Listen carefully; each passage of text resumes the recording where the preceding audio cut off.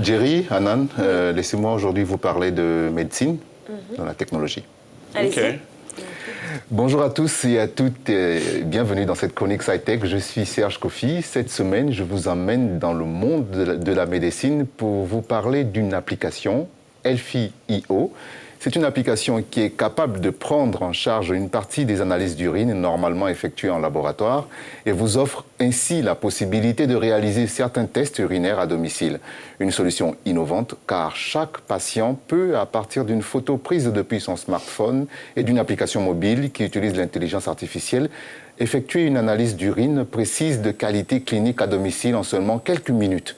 Une véritable innovation puisque le dépistage n'était jusqu'alors possible qu'en laboratoire en présence d'un professionnel.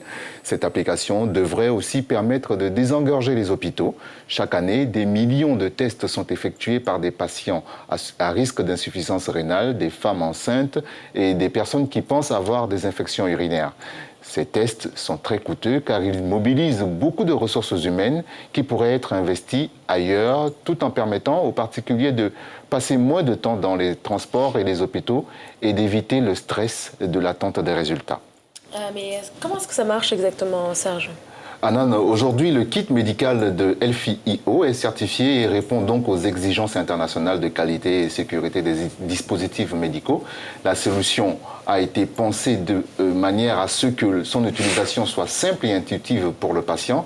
Lorsque ce dernier souhaite analyser son urine, il doit d'abord télécharger l'application liée en suivant les instructions données par l'application. Il attend que les couleurs de la jauge fournie dans le kit se développent, puis prend une photo sur le fond d'une carte de couleurs. L'application utilise la carte pour corriger les couleurs afin que la jauge apparaisse sous une lumière ambiante neutre et standard.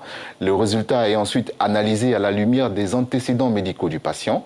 Les algorithmes d'apprentissage automatique de Elfie.io déterminent alors si une ordonnance ou un rendez-vous peut être nécessaire. Si c'est le cas, l'application l'organise de manière automatique. Les données médicales issues de l'analyse peuvent également être transmises aux cliniciens sans intermédiaire.